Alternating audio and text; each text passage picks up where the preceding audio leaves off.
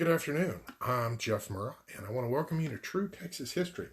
Now, today we have a special treat. The other day, I made a presentation on the Battle of Lipantitlan during the Texas Revolution, and someone made a comment there, and they wanted to know more about General James Davis. So I went ahead and looked up some material on Mr. Davis, and he was quite a fascinating character.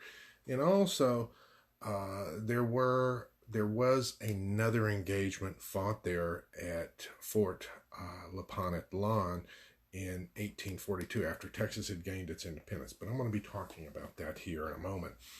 Now, James Davis was born in 1790 in Virginia, and he did a lot of things in his life. I mean, he was a soldier, he was a planner, a politician. Did quite a few things. In fact, he fought in the War of 1812 at the Battle of New Orleans. Now, in one of my previous talks on the Battle of New Orleans, there were many people from Texas at the Battle of New Orleans. Besides Lafitte, there were quite a few that had been part of the Gutierrez-McGee expedition that made it back to Texas. That's a fascinating story, but so my suspicion is that Davis probably hooked up with some of them, or at least got to know them. I don't know for sure. But after that, he served as a sheriff in one of the Alabama counties, and finally became a county judge there, and he was liked by a lot of people. He was, in fact, the local militia there in Alabama elected him their general. And he was definitely a red-blooded American. And later on, he served as the U.S. Consul in Santa Fe in 1831.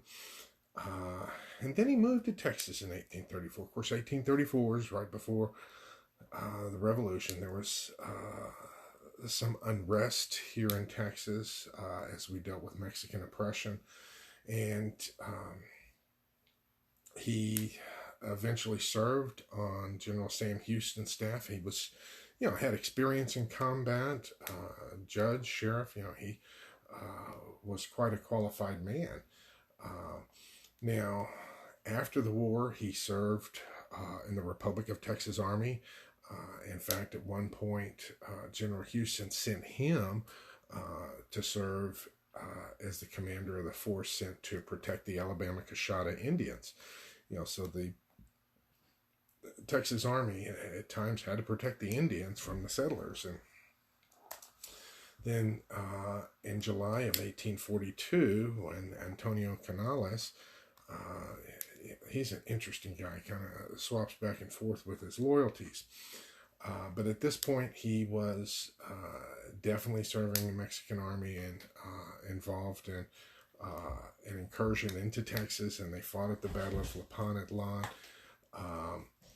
Davis, along with Captain Ewan Cameron, who we talked about with the Saltillo jailbreak,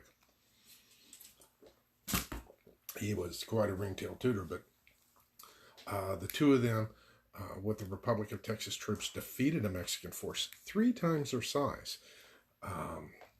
which is quite an accomplishment. Now, Ewan Cameron ended up going on that expedition down into Mexico and ended up being part of the jailbreak and got executed. But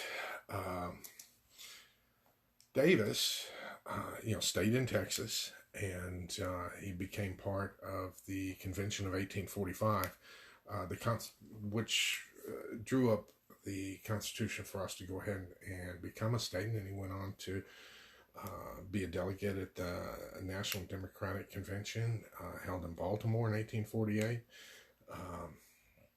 He became one of the wealthiest men in East Texas, accumulating large amounts of land and labor resources.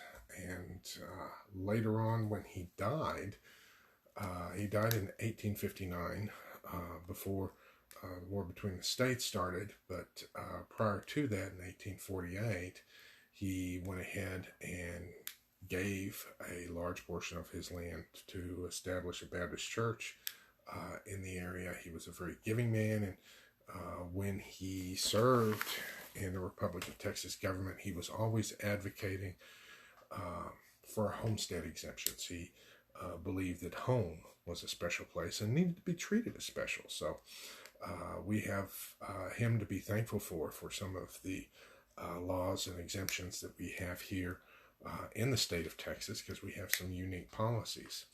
But he's an interesting person. I was not aware of a whole lot before that request, but that's a beautiful thing about y'all's comments and requests below, because I learn too. We all learn. The more we learn about the sacrifices made by the generations before us, the more we appreciate it. And we can make ourselves better citizens so that we can leave a better legacy behind us. So until next time, this is Jeff Murrah wishing you a good weekend, and vaya con Dios, my friends. If there's any topics or questions that you have, feel free to leave them below, and I'll be glad to get to them, like I did with James Davis, General James Davis. Till next time.